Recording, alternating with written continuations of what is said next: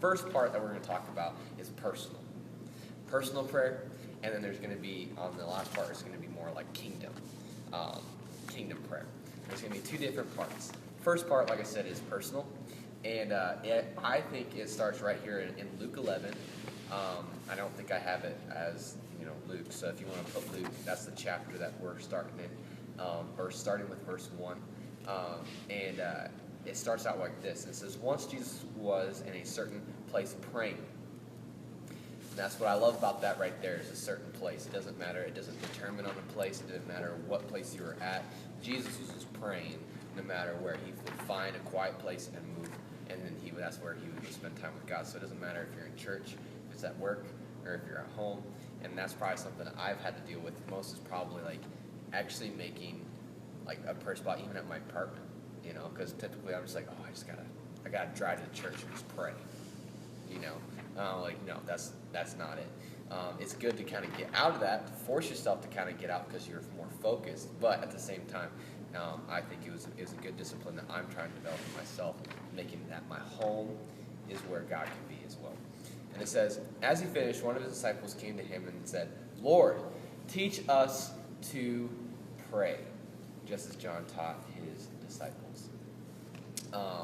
This, by the way, is in the Message, so it's going to be worded a little bit different, but I liked how it was said.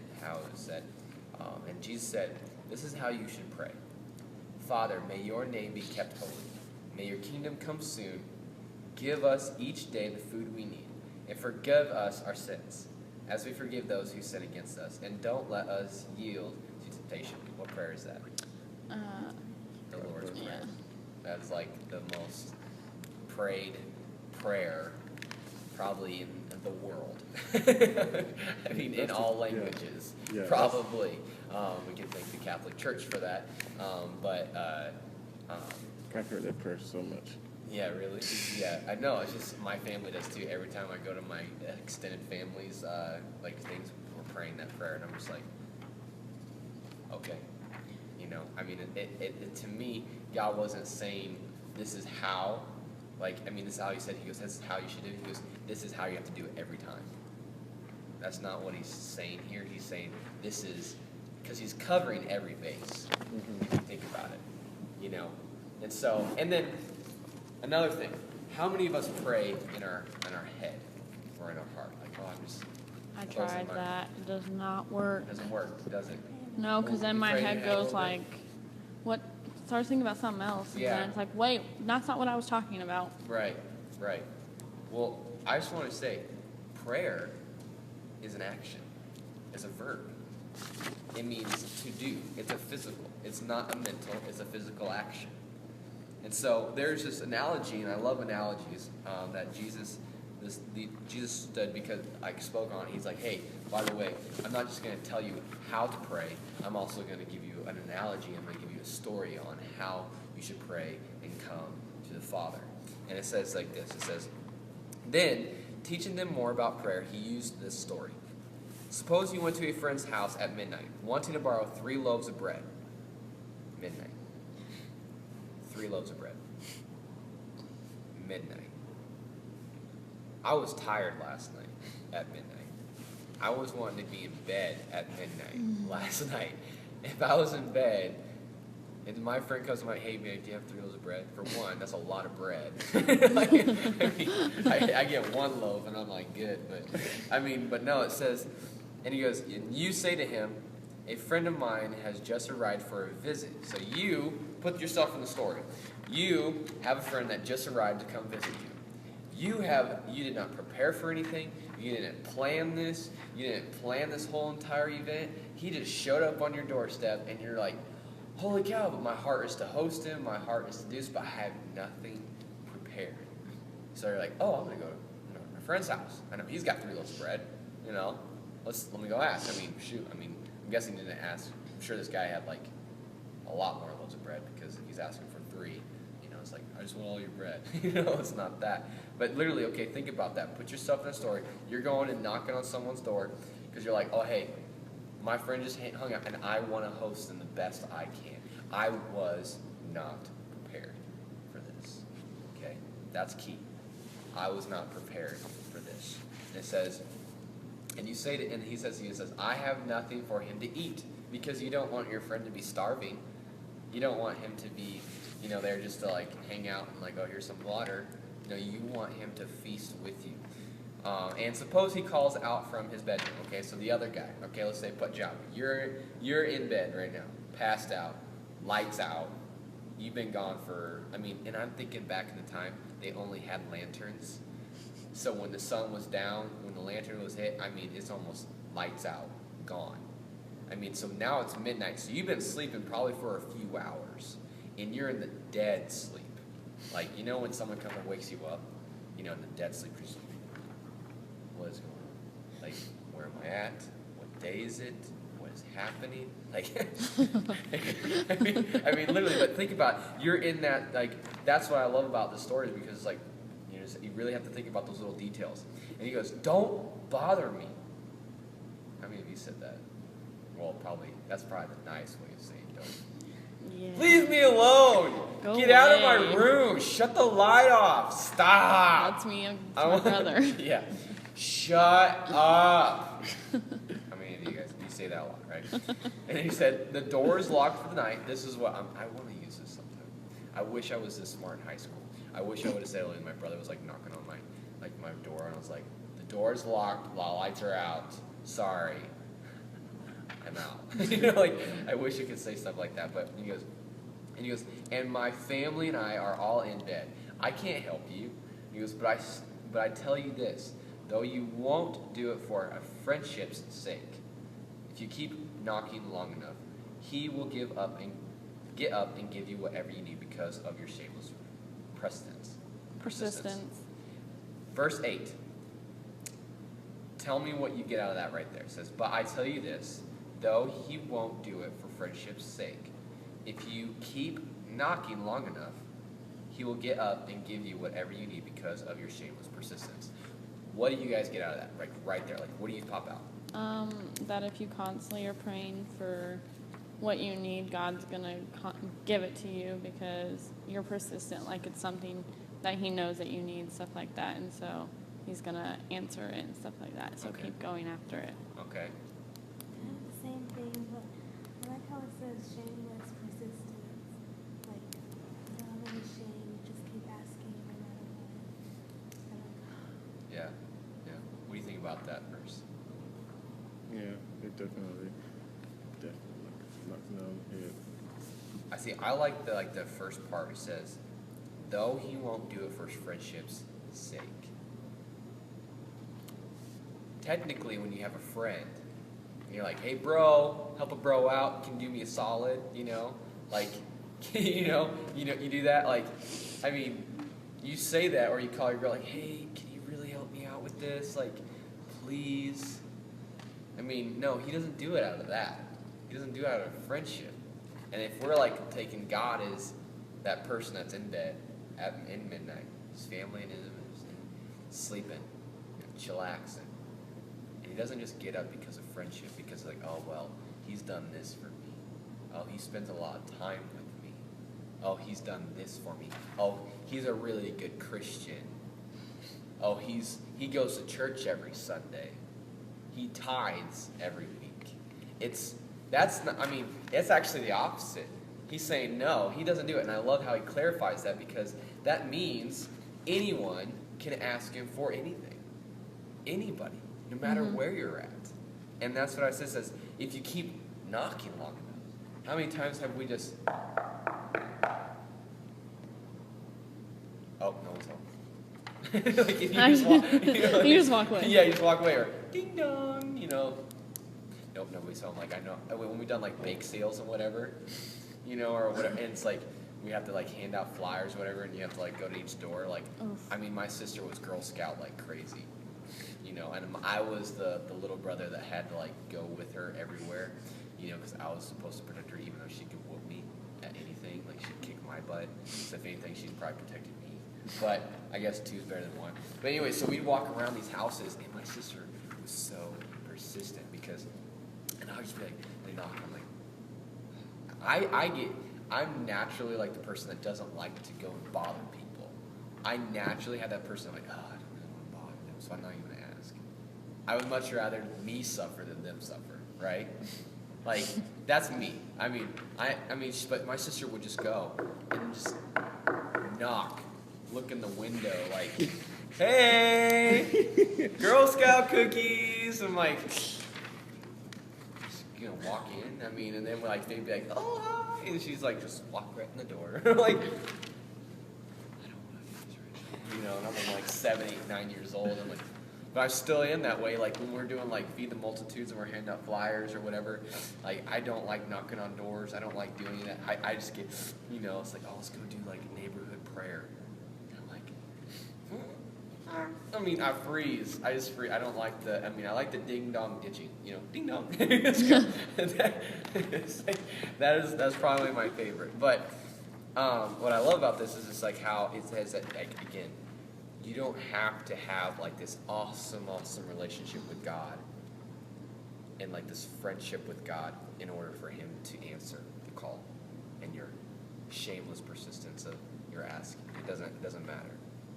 That's why I love that he doesn't favor anybody. Right there, he just shows that he loves all of his kids. Mm-hmm. And so in verse 9 it says, and so I tell you, keep on asking and you will receive what you ask for. Keep on seeking, and you will find. Keep on knocking, and the door will be open to you. Now, come to the blanks. Everyone who, what? Asks. Right. Receives. Everyone who seeks. Finds. And to everyone who knocks. Now, tell me something that's similar about all three of those words. And you can also say 1, 2, 3. It's like an action. It's an action. Do something. Mm-hmm. You physically do something. When you ask for something, what? You open your mouth. Mm-hmm. When you're seeking something, what do? You look it out. When you're knocking, you're physically knocking on something. You're actually like saying, hey, pounding. And actually, when I was looking up the word knocking, it actually means like vigorously, like hitting. It's like, bam! I'm like, wow, that is a knock. Because you're trying to get the person's attention. Whoever is inside, you're trying to make them hear you. That's what's happening. So, I love putting all these things in the same. So take the A from ask, put the S from seek, and the K, ask. You ask. When you pray, you're asking. And God says, don't do it shamelessly. Do it persistently. Come on, just keep asking me and I will show you. I will prove it to you. I will always come to the door. I will always provide for you. So we, as a people, as a nation, naturally, what do? We're like, when do we actually start praying to God? When we do something? When we do something, typically what? Bad. We did something wrong. And then we're like, oh, God, no! Take this shame away from me. Forgive me. I just did this wrong thing. Literally, that's what we do. Our nation, I don't know, back in 2001, how old were you, Esther? Just born. You were just born? How old were you? I don't know. What year were you born? Hold on, 96. 96, so you're, 5? Yeah. Yeah, you were I was 5. in kindergarten. How old were you, Java? 2001? Yeah, 2001. I think. What year were you born? 92. 92? So you had been 9. I was 11. She was just born. And you were just born. Okay, I'm just going to let you know. I remember church, once the nation was under attack, churches, doubled and tripled in sizes. People that have never stepped foot in our church before. Our typical numbers at that time were probably sitting at 150 to 200 people at our church, our small town church, 5,000 people. And then we were considered actually one of the bigger churches in the city or in our town. And once 9/11 happened, I'm not kidding, the week later, it was 300, 400 people. I was like, who are these people? But really, why? Either it's because out of fear, just go to Jesus to ask him for when we feel unsafe. But God's like, hey, ask me for anything. He doesn't like say, just ask me when you want me to provide for you. Don't just ask me when you want to feel safe again, like, or take something away. Like, he's not asking that. He's not telling you that. He's saying, hey, ask me with anything, whatever. Everyone smile for the camera. Smile. Are you getting the camera? Are you videotaping? I think she's videotaping. Ah. Awesome. Now you're taking pictures? No, she's still recording.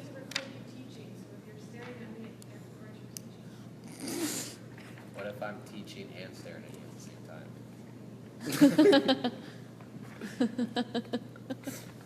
Sure. But, so, isn't that pretty cool? Like, just that whole thing about, like, asking, seeking, and knocking. How it I mean, It is. we need to what? He's asking, he's begging us to what? Ask for anything, no matter what it is. And I'm just, and I love sharing testimony because that's actually what Jesus has us do, when we share with people, like I don't know, I guess when we want to share God and like the magnificence of him, and like my testimony is this, like this last few months, I've told God, I was like, God, we don't have enough money, and all this different stuff, and like for this wedding, because I'm having to pay for a lot of it. Now, Joy and I just like signed our lease on our apartment. We actually move out. We don't move in, but we get the keys for the apartment on the 20th of this month. All right. We went right before Thanksgiving or Christmas break. We went to this apartment place. We were looking at all these different apartments, and we're like, all right, this is cool. And like some of them, I'm like, oh, they're in our price range. We're like, man, we don't need it. Like the one apartment that we got, like showed to, like smelled straight up like smoke, or a lot of different things that like it just didn't look, it didn't fit right, it just didn't feel. And so we just got weird. I was frustrated. We're like, dang it, we looked all day, and we just like I just decided to take a drive, just out in the country road, because that's how I can clear my mind. So I'm driving straight south on 36th Street. Okay, I'm driving straight south on 36th Street over off of 370, and I'm just driving. I'm driving down, and next thing you know, we're hitting Platteview Road.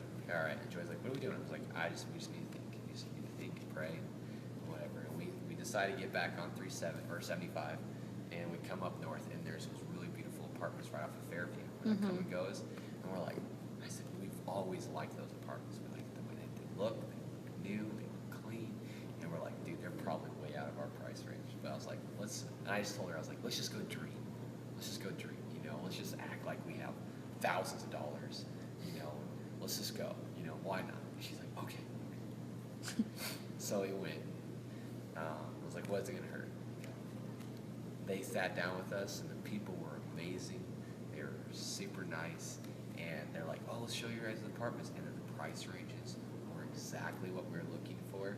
And then they had this one layout, and we're like, we love that layout. And the lady's just like telling us, and like, see, we went and saw actually the apartments, and we're like, oh my gosh, these are beautiful, they're gorgeous. Like my back patio, no joke, is grass, and like I have like no joke view of like a pond, trees, a creek, and like a farm field. I'm like, I'm home, because that's like all I grew up with was my parents, so I'm like a little bit away from home. And so, no joke, okay, so here's the reason. I'm just letting you know like how beautiful it was, okay?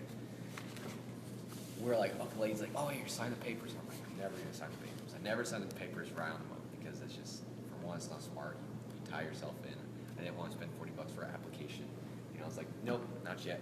We'll come back after Christmas. She's like, okay, just let you know there's a reservation. It's like basically reserved. You put the money down and you request that room, and then it's sealed. She goes, if it's not, it's just kind of up for any game. So we come back like a week later after Christmas break, and we talk to her like, hey, we for sure want to do this. And she's like, the apartment that you guys wanted, there's no more. And I was like, are you kidding me? She's like, yeah, I'm really sorry. It was like literally just a couple days ago, someone came in and like put their deposit down. They really wanted it. So it's like, oh shucks. But we still love the building. So we we still loved all, so we weren't able to get the room, so we downsized a little bit, and we're like, all right, fine, we'll take this, we'll be okay with it. And not even kidding you, it took like 2-3 months, and like Joy was like, her heart was set on, she like started crying a little bit. She's like, oh, we're so disappointed that, you know, we didn't get the apartment that we wanted. And I was like, you know what, let's just pray.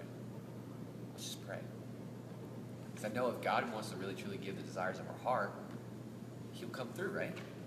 So we literally just sat in the car, and it's like, we just prayed, like, God, if you want us, we'd love to have this. You know, selfishly, we'd love to have that room. You know, the lady calls me, not even kidding you, 3 weeks ago. She's like, DJ, I got some really good news for you. And she's like, the apartment that you have, that you guys wanted originally, that for some reason the people like backed out for some odd reason.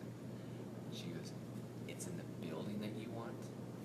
It's in the location that you want. It's the room that you want. It's the price and everything. I'm not kidding you. To the T, everything was like, I'm like, I was like, oh my gosh, praise Jesus, because all I could do was praise him. I'm like, oh my gosh. She's like, DJ, this never happens. She goes, I've been working here for 8 years, and this has never happened. Everyone kind of just has to, like, if they don't put it down, they don't get the room, so they just kind of settle for something else.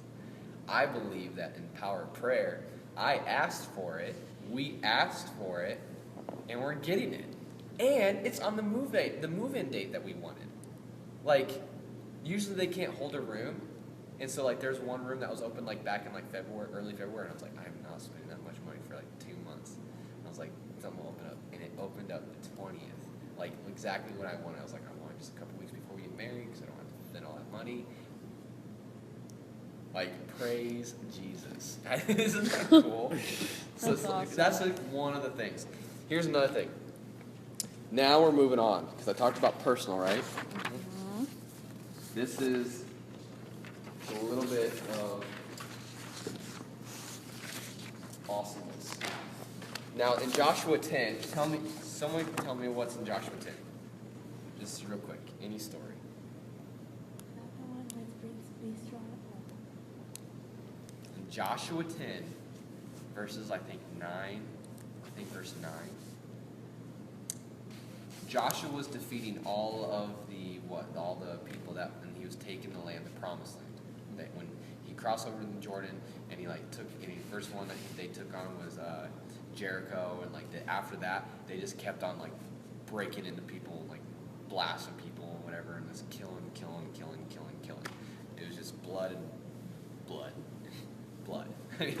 I'm not kidding. If we were to make a video of like Joshua, his story, oh my gosh, Braveheart would have nothing on it. Like Gladiator would have nothing on it. Troy would have nothing. I'm not kidding you. It's like the most epic war scene because literally they have war, and it's not like, oh, they had somewhat of battle. No, it's like war, white boy, war, killed all the like animals and the kids and the women.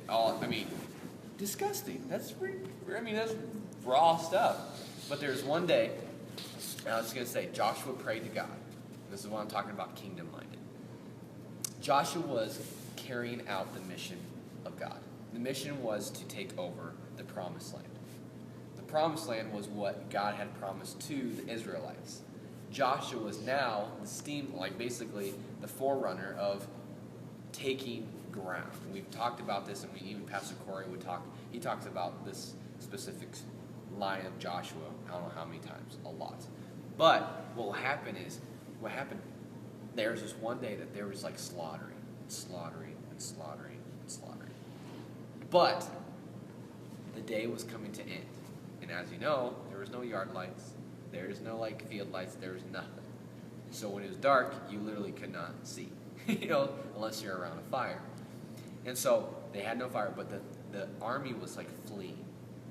God had already like sent giant hailstones like from the sky and like blasting this army, like this other, killing them. God's helping him. And then Joshua says something, and he dares, like almost like the impossible prayer. He says, God, will you make the sun stand still so we can finish this? And like finish this.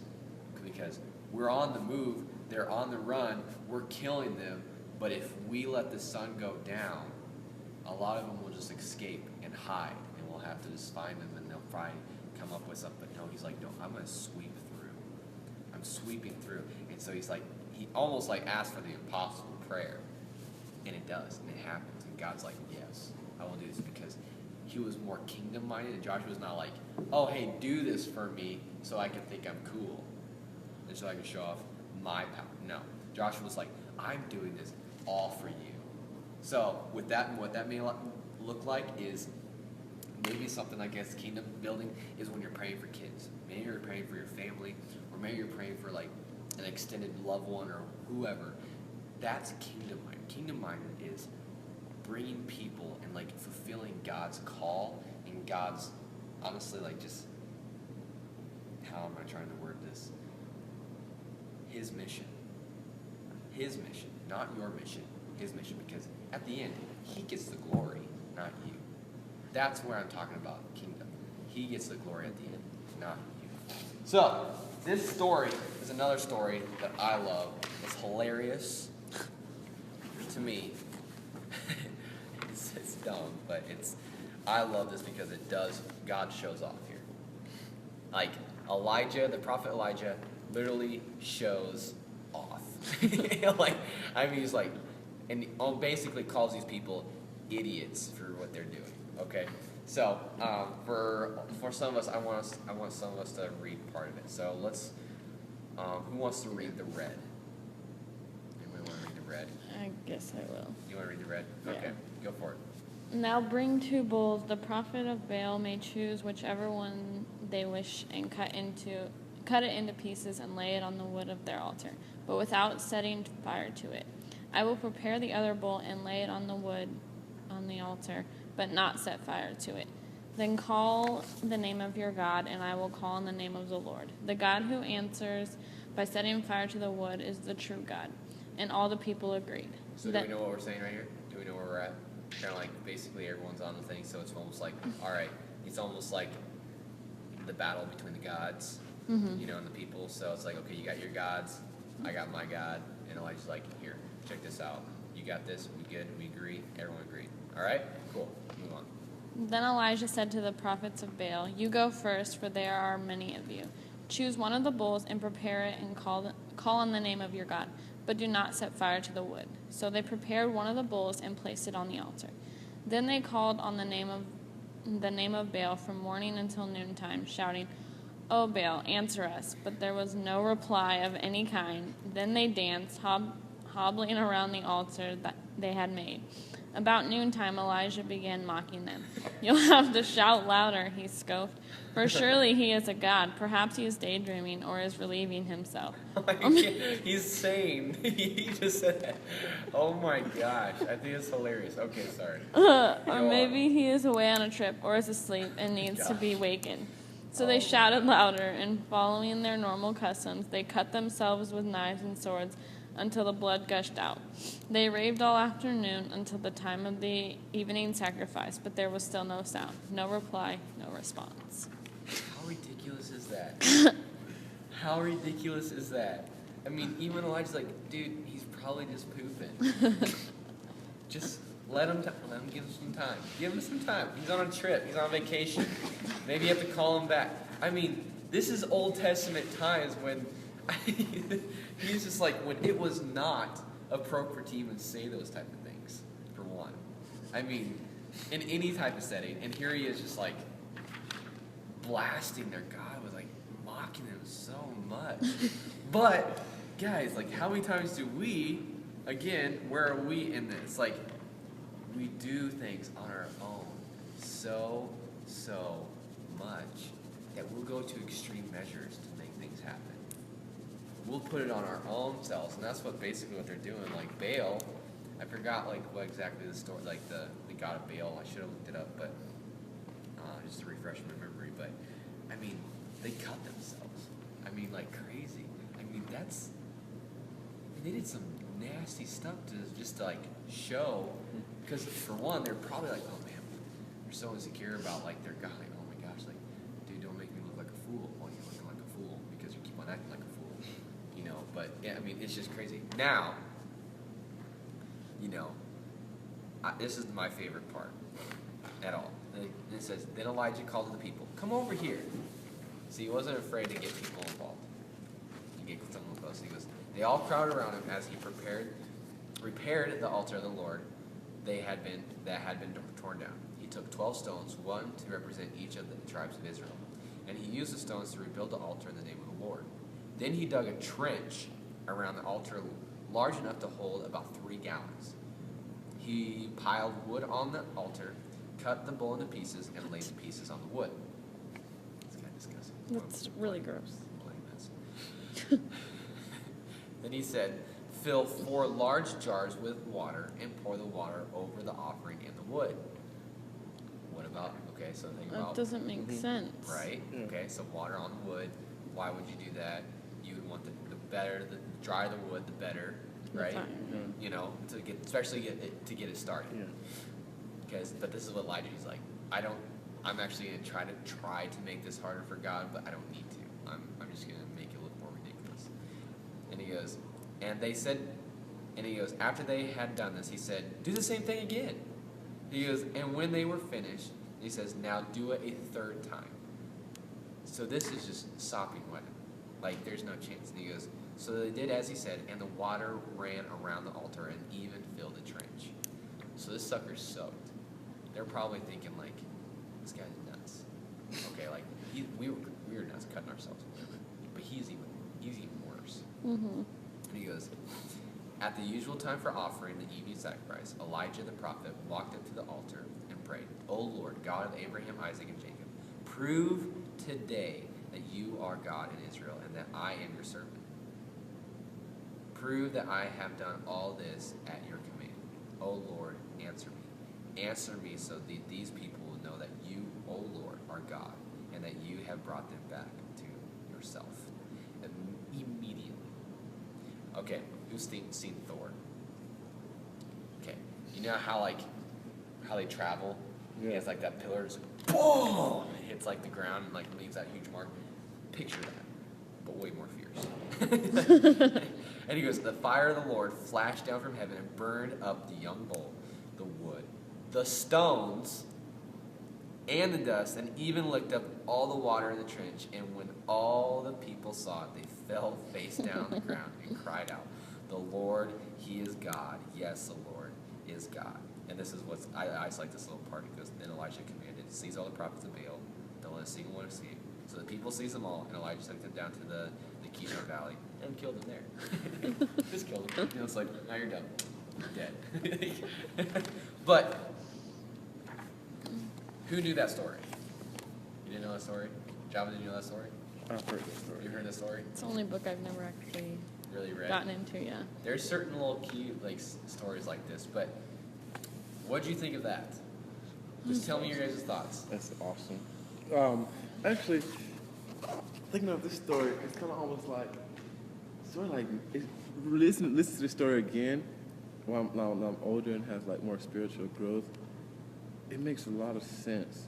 Yeah. Yeah. Definitely with nowadays, because you have a lot of people that just like for some reason, even though there's a God and they know that, they do everything possible to prove that there's not there's not a God, and or they'll make up another God so that they don't have to face their own consequences, and they'll do all these crazy things and like all these crazy things, get tattoo symbols, like symbol stuff, or crazy religious stuff, just to either seem different or to make themselves seem more perfect, so they don't have, or they'll make themselves seem more like they're in tune with themselves, or not to have nothing wrong with them. So, and seeing that, it's like, because it's like, this is what they're basically doing. It's like, okay, we've created God, so we don't have to worry about our sins or worry about ourselves, or all we have to do is do what we have to do, what we do, and we can live our lives and all this other stuff. And then even though they're doing all this stuff, and from here it says they did it for like what I think it seemed like about, I feel like they've done it for like 3 days. I feel like they've done like, if not 3 days, 2 days of just trying to worship and trying to get something to happen. And this is daily life for a lot of people. They're just living their lives doing the same thing, or worshiping to the same idols like music or whatever or earlier things, and it seems like nothing's happening. And even though everything seems like it's perfectly set up for something to happen, they have a nice house, nice clothes, seem like they have great friends, but nothing is happening. It's like nothing is happening, and I'm trying harder now. Now that I got all this stuff and still nothing happening, now I'm going with extreme measures to get something, try to get something to happen. Anything, a breeze, something to happen, but like there's nothing happening. And then until they finally realize they meet a church as a Christian, come up to them, tell them, or come up to them and just don't even do anything, don't even show anything, just speak to them with life, and it's just like, wow. It's like, because it's honestly, that's all he did. All he did was just talk. And he didn't do nothing else. God did everything else. So that's how I feel with like nowadays. So it's like 99% him, yeah, 1%. You. It's awesome because he just basically just prepared the way, and it's awesome too because he didn't do much prepare. He just cut up the lamb, put it on the wood, and it's awesome too because it also replies to as in he prepared it, he had it set up. Right. And yet he had other people pour water on it. Right. Other people, he didn't do it himself. So so it's basically like you as a Christian, you trying to speak life, you try to example something, but you have all these people around you pouring water onto your fire and trying to put you out and trying to prove a point that, oh, this ain't not gonna happen. Oh yeah, I'll help you out. Watch this. Oh, I can prove that wrong. I'm make a fool. We're gonna make a fool out of you today. Right. And then even though he just sitting there, he has full confidence, and he knows. So he's just sitting and just letting him pour water on it. He's like, just pour more water. Oh, come on. I know you got more water than that. Come on, keep coming at it. Keep coming. Yeah. Now watch this. I'm gonna show you something. I'm not even gonna do anything. All I'm gonna do is gonna speak. And so he speaks and he just acts, and it just boom. And just like, wow. Just like, and it comes to show you that prayer is very powerful, just because all he did was prayer, and all he did was ask, and it's just like even though with everything against him, and everybody knew everything against him, he had the faith and he still asked, and it's just like, poof, boom, it's just like bam, and it's not just like, oh, okay, when it's gonna happen, no, it's finished. As soon as he finished, it was. I feel like, in my opinion, as soon as he said the last word of his prayer, it happened. Like instantly, instantly. Immediately. I feel like he probably didn't finish the word. It just boom. Boom. It's like immediately. And that's what I'm saying. Like with us, like with prayer, guys, we try to overcomplicate it so much. Yeah. And it's just such a simple thing. Even like Elijah here, making it such a like, almost doing it out of like. Almost as like just mocking them again, like, okay, I'm just gonna ask you to do a little bit more because you guys did so much. I gotta do at least a little bit more just to make myself dig a little bit deeper hole because you guys did a bad one, and here I am, I guess. But yeah, guys, I just hope that this, just ask. Yeah. And that's the thing is like it's hard for us to ask. Yeah. But at the same time, don't be afraid of it because God will show up. I feel like everybody, like, when you are a Christian, like, when you first start off, you, like, say there's a God, but, like, if you don't pray, like, you're not going to see anything. Like, everybody can see that nothing's changing because you're just like, yeah, I believe in God, but what do you believe? Like, what has he done? Like, stuff like that. And so I feel like this story is pretty much showing, like, if you just stand there and be like, there's a God, there's nothing really going to happen. Like, yes, there's a God and stuff like that, but what are you going to do about it? Like, show anybody. And that's why I love he prepared. Mm-hmm. Yeah. And that's the thing is that he prepared a way for me. And that's also like, John the Baptist did that.